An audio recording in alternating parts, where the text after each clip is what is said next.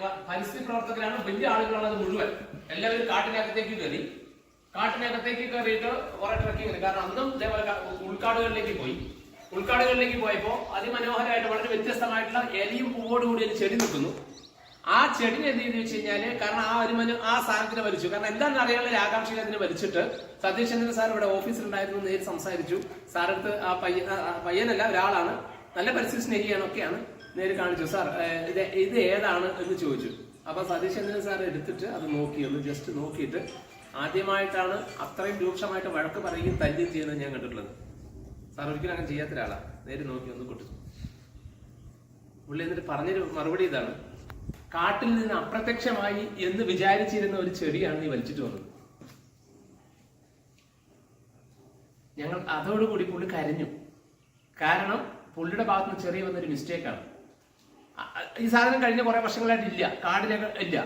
അപൂർവമായിട്ട് ഇപ്പം പുള്ളി ഒരു രസകരമായിട്ട് തോന്നി എലിയും ചെടിയും കണ്ടപ്പോൾ അതിന് വലിച്ചു എന്നുള്ളതാണ്. നോക്കുക, നിങ്ങൾ വലിക്കുന്ന ചിലപ്പോൾ ഒരു ചെടി അവസാനത്തെ ചെടിയായിരിക്കാം, നിങ്ങൾ വലിക്കുന്ന ഒരു പുല്ല് അവസാനത്തെ പുല്ലായിരിക്കാം.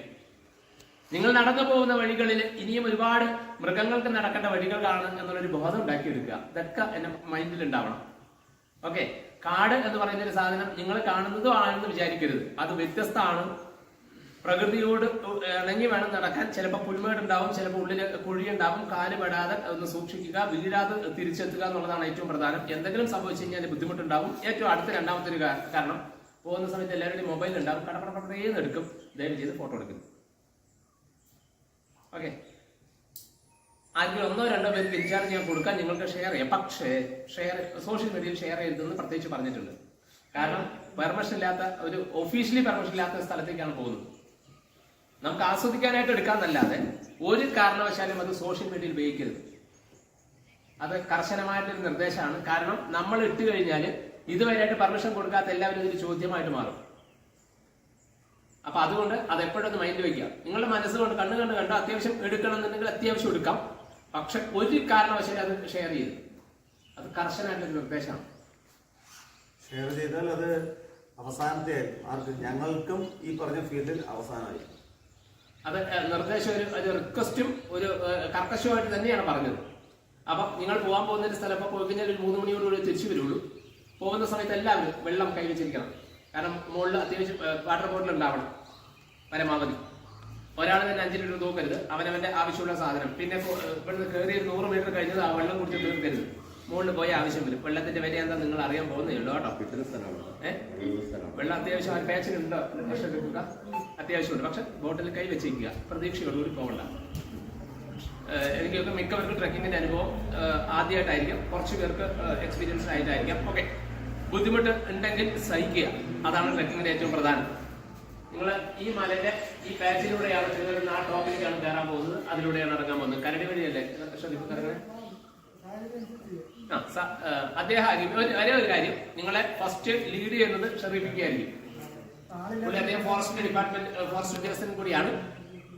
ഒരു കാരണവശാലും അദ്ദേഹത്തിന്റെ വാക്കിന് വേണ്ടി പോകരുത്. മനസ്സിലാകുന്നുണ്ട്. കാരണം കാടിനെ വളരെ വ്യക്തമായിട്ട് അറിയാവുന്ന ഒരാളാണ്.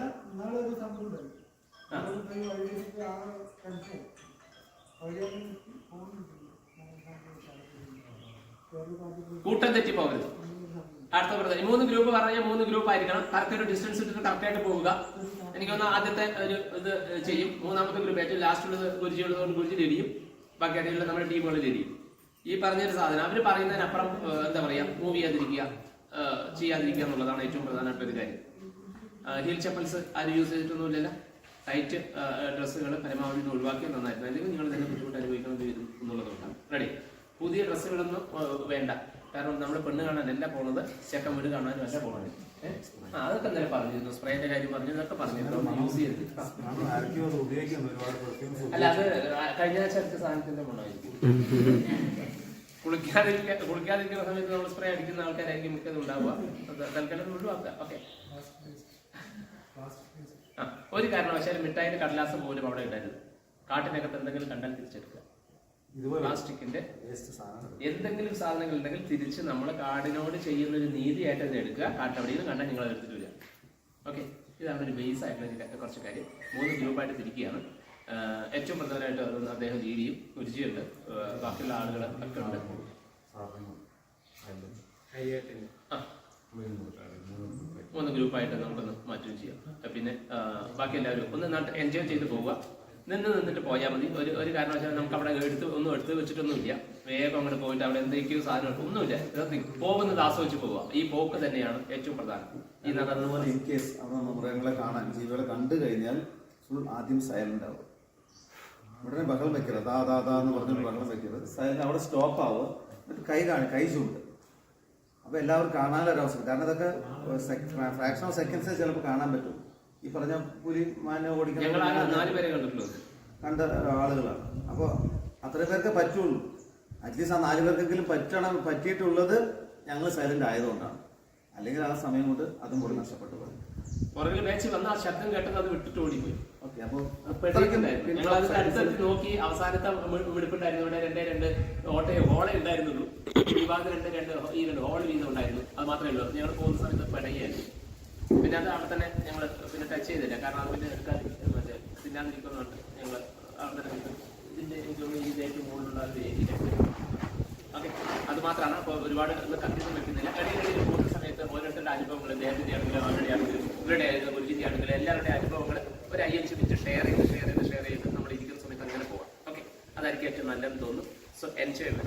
ഞാൻ ഉണ്ടാവില്ല, ഞാൻ ഇവിടെ തന്നെ താഴെ തന്നെ ഉണ്ടാവും. ഞാൻ അങ്ങനെ ട്രക്കിങ്ങിന് ഇല്ല എന്നുള്ളത് കൊണ്ടാണ് ഇത്രയും പറയുന്നത്. റെഡി? അപ്പോൾ ഏറ്റവും നന്നായിട്ട് എൻജോയ് ചെയ്യുക, ആസ്വദിക്കുക, ഏറ്റവും നല്ല സൗഹൃദങ്ങൾ ഉണ്ടാക്കിയെടുക്കുക, സപ്പോർട്ട് ചെയ്യാനുള്ള സംവിധാനങ്ങൾ ഉണ്ടാവുക.